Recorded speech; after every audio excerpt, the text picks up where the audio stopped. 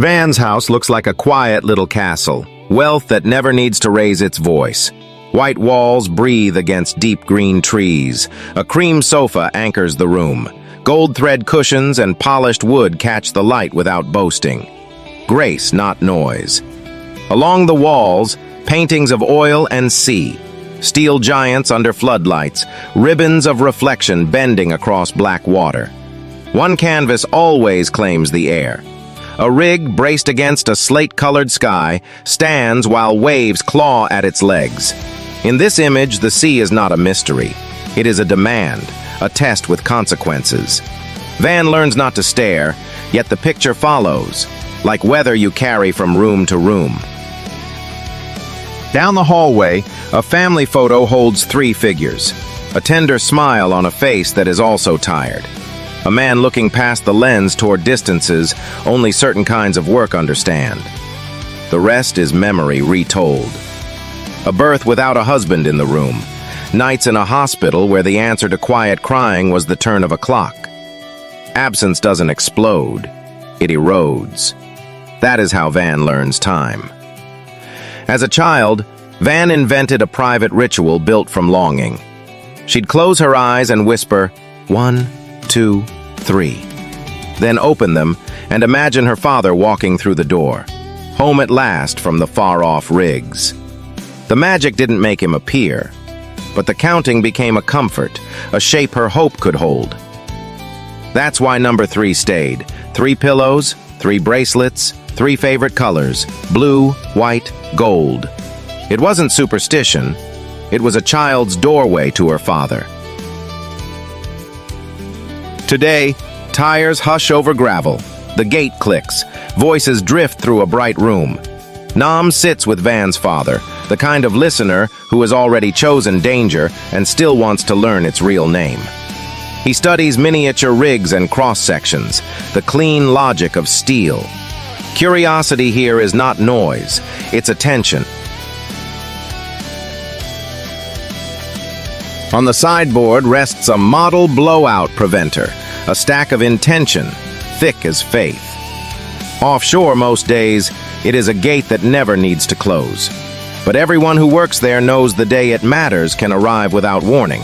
A well signals a kick in ways the untrained eye might miss. Mud returns too fast. Gauges write a story that isn't true. The string hum shifts pitch by a fraction. Seconds matter. Shut-in is not a dramatic word in a control room, but it draws the line between control and surrender. Hands move, valves answer, weight balances. The BOP takes the strain and buys back time. Sometimes, the Earth has its own plan. A blowout is not a metaphor. It is gas or crude driven upward with the urgency of a train, heat finding a spark, iron remembering it can bend. A sky you thought belonged to weather now belonging to fire. There are protocols, and most days protocol is enough.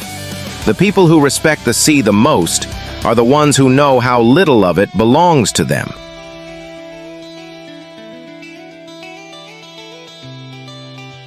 Then there are days with their own vocabulary.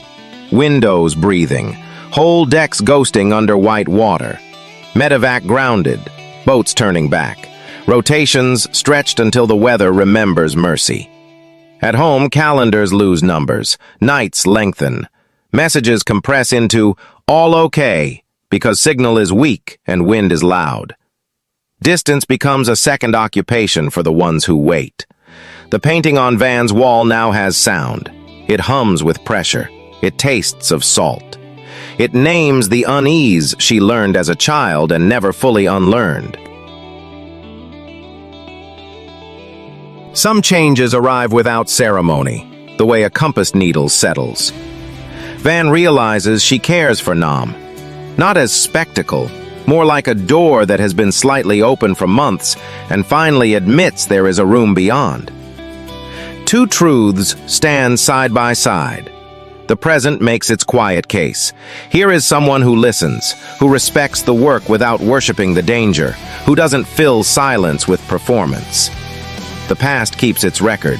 Storms with no flights, wells that kick at midnight, phones that do not ring for an extra day.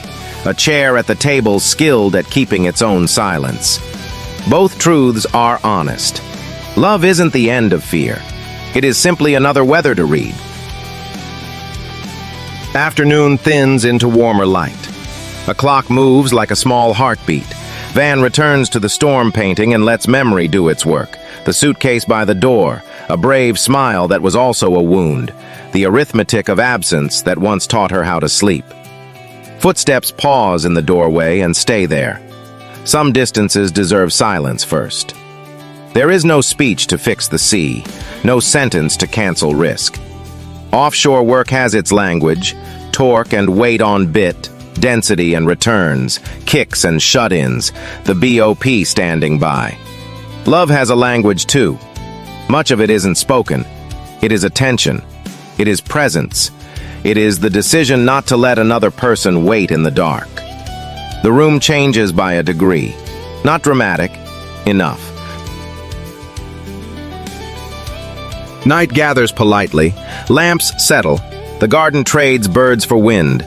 At the window, Van finds the ritual that built her childhood. She closes her eyes and counts 1, 2, 3. This time she isn't summoning a miracle. She is recognizing a pattern. How hope learned to stand up inside her when the sea took its time returning what she loved. She opens her eyes. The painting looks less like a threat and more like a map she hasn't finished reading. Beyond the careful garden, the ocean places its hand on the horizon and pretends, for a moment, to be calm. Far offshore, steel remembers pressure and hums. In the doorway, presence does the only honest work it can do. It stays. Van does not step forward. She does not retreat.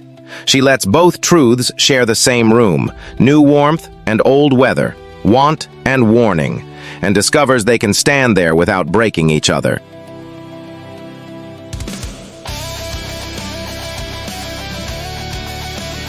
There is no promise tonight, no vow shaped to defeat a storm. There is only breath in, breath out, and the soft return of a number that once meant, Dad, come home, and now means, I may open this door. 1, 2, 3. The house keeps its gentle clock. The sea keeps its distance, and its right to change its mind. And somewhere between them, a future waits, unasked, unwritten, like a light left on at the end of a long hallway.